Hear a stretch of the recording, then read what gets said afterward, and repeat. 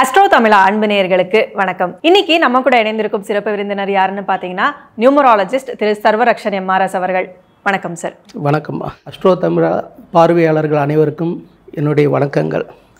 நீங்கள் நியூமராலஜியில் பெரிய ஜாம்பவான் அப்படின்னு கேள்விப்பட்டோம். நியூமராலஜியில் நிறைய கேள்விகள் இருக்குது. அதற்கான விடையை நம்ம நேயர்களுக்காக சொல்லணும். கண்டிப்பாம்மா. இப்போ தொழில் சார்ந்த விஷயம் பேர் வைக்கணும் அப்படின்னா நியூமராலஜி படி எப்படி வைக்கணும் சார்? ஒரு பிஸ்னஸுக்கு ஒருத்தர் பேரை வைக்க வர்றாருன்னா கேட்குற கேள்வி ப்ரொப்ரைட்டரா பார்ட்னர்ஷிப்பான்னு கேட்போம். ப்ரொப்ரைட்டரோட டேட் ஆஃப் பர்த், நேம், அந்த டீட்டெயிலாம் வாங்கிக்குவோம். பார்ட்னர்னா எத்தனை பார்ட்னர் இருக்காங்களோ எல்லாரோட டீட்டெயிலும் வாங்கிக்குவோம். அதை வச்சுக்கிட்டு எல்லாரோட பார்ட்னருக்கு மேட்ச் ஆகிறாப்பில் ஒரு பேர் செலக்ட் பண்ணி கொடுப்போம்.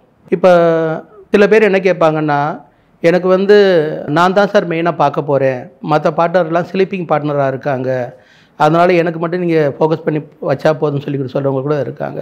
அதுதான் நான் ஏற்கனவே சொன்னாப்புல என்னென்னா, யார் இறங்கி வேலை பார்க்குறாங்களோ அவங்களோட வைப்ரேஷன் பார்க்குறது ரொம்ப முக்கியம். இப்போ ஒரு ஜாதகம் பார்க்க போகிறோம்னா, இந்த மாதிரி ஒரு தொழில் ஆரம்பிக்கணும் சார், என்ன பண்ணலாம் சொல்லி கேட்டால், ஜாதகத்தை அமைப்பெல்லாம் கிரக அமைப்பெல்லாம் பார்த்துட்டு உங்கள் கிரக சூழ்நிலை சரியில்லை, உங்கள் அம்மா பேர்லேயோ சம்சாரம் பேர்லேயோ பண்ணுங்கன்னு சொல்லுவாங்க. இது பொதுவாக எல்லாரையும் சொல்கிற இடத்துல. இன்றைக்கி நிறைய பேர் அப்படி தான் அப்பா அம்மா பேரில் சம்சாரம் பேரில் தொழில் பண்ணுறவங்க நிறைய பேர் இருக்காங்க. நாம் என்ன கேட்குறோம்னா, இன்றைக்கி காலகட்டத்தில் இவங்க கிரக சூழ்நிலை சரியில்லை, அதனால தான் அம்மா பேரில் நம்ம ஆரம்பிக்க சொல்கிறாங்க. ஒரு வருஷம் கழிச்சோ 1.5 வருஷம் கழிச்சோ அப்படியே கிரக சூழ்நிலை மாறும். இவர் கிரக சூழ்நிலை நல்லபடியாக மாறிடும், அவங்களுக்கு பாதிப்பு வரும். அப்போ நீங்கள் என்ன பண்ணுவீங்க? 2வது தடவை பேர் மாற்றுவீங்களா? ஸோ அவங்க சொல்கிறதுல ஏதோ ஒரு குறை இருக்குன்னு சொல்லி தெரியுதுல்ல. அப்போ நம்ம என்ன பண்ணணும்னா, கிரக சூழ்நிலை எப்படி இருந்தாலும் சரி தான், நல்லா இருந்தாலும் நல்லா இல்லாட்டியும் எல்லா காலகட்டத்திலையும் சமாளிச்சுட்டு போகிறாப்புல பேர் அமைச்சு கொடுக்கணும். நான் ஏற்கனவே சொன்னது என்னென்னா, இப்போ 2-3 பேர் இருக்காங்கன்னா, யார் இறங்கி வேலை பார்க்குறாங்களோ அவங்களுடைய டேட் ஆஃப் பர்த் வச்சுக்கிட்டு அவங்களுக்கு பொருத்தமாக நம்ம பேர் செலக்ட் பண்ணி கொடுப்போம். சில பேருக்கு கேட்பாங்க, எதுக்கு நம்ம பார்ட்னரோட வைப்ரேஷன்லாம் நம்ம பார்க்கணும்னு சொல்லி கேட்குறவங்களும் இருக்காங்க.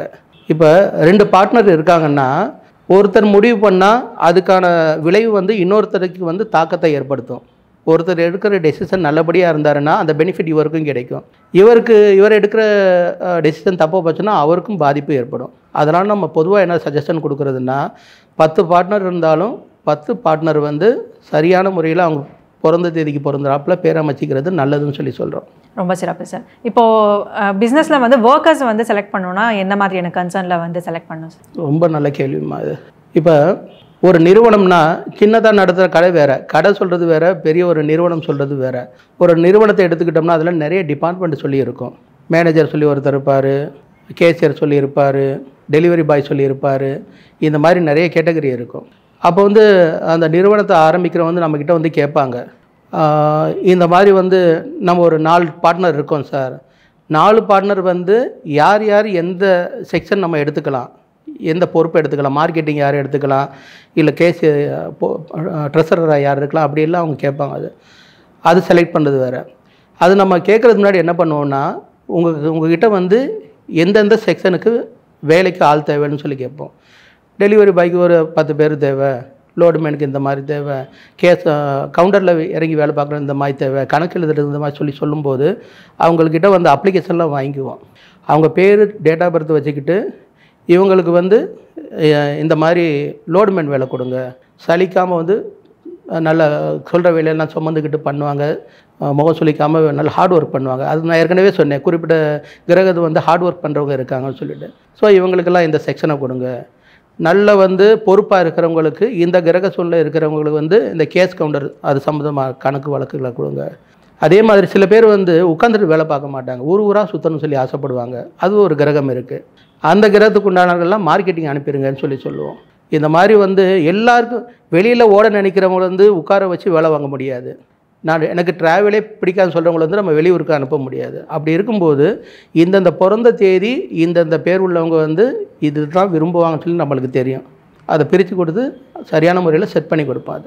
இப்போ பரம்பரையாக தொழில் செய்வாங்க இல்லைங்களா?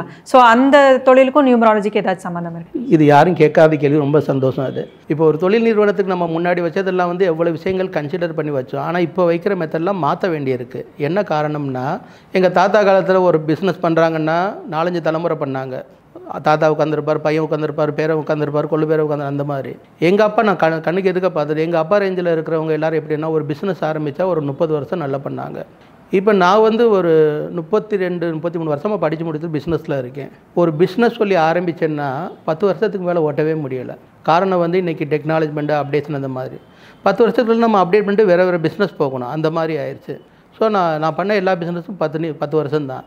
இன்றைக்கி ட்ரெண்ட் என்னென்னா, இன்றைக்கி ஒரு புதுசாக ஒரு டெக்னாலஜி வந்திருக்கும், ஒரு ஏதோ ஒரு வந்திருக்கும், அது இதுதான் நம்ம தான் மோனோஃபலியாக பண்ணுறோம், யார் இதுக்கு போட்டி இல்லைன்னு சொல்லிட்டு நினச்சிட்டு உட்காந்துருப்போம். மறுநாள் கண் விழித்து பார்த்தானா அதுக்கு காம்படிட்டர் உடனே வந்திருப்பாங்க, இல்லைனா அதுக்கான வேறு ப்ராடக்ட் ஆல்டர்னேட்டிவ் ப்ராடக்ட் வந்திருக்கும். அந்த அளவுக்கு வந்து டெக்னாலஜிமெண்ட் வந்து ரொம்ப ஸ்பீடாக போயிட்டே இருக்குது. ஸோ நான் வந்து என்னோடய கிளைண்ட்டுக்கு சஜஷன் கொடுக்குற ஒரு மெயினான விஷயம் என்னென்னா, இனிமேல் வந்து தொழில் நிறுவனத்துக்கு பேர் வைக்க வரும்போது இந்த தொழில் வந்து நான் இருக்கிற வரைக்கும் பண்ணணும், என் பையன் பார்க்கணும்னு சொல்லி நினச்சிட்டு வந்தால் அதெல்லாம் நடக்கவே நடக்காது. இந்த பிஸ்னஸ் ஓடுற வரைக்கும் நல்லா ஓடும். இது ஓடி முடித்ததுக்கப்புறம் இது டவுன் ஆகுதுன்னா அடுத்த பிஸ்னஸ் நம்மளுக்கு கை கொடுக்கணும். அதுக்கான வழி என்னவோ அதனால் கண்டிப்பாக பண்ணி கொடுக்க முடியும்.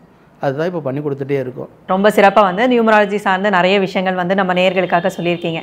இதே மாதிரி அடுத்த ஒரு சிறப்பான நேர்காணலில் உங்களை சந்திக்கிறோம் சார். நன்றி, வணக்கம். ரொம்ப நன்றி.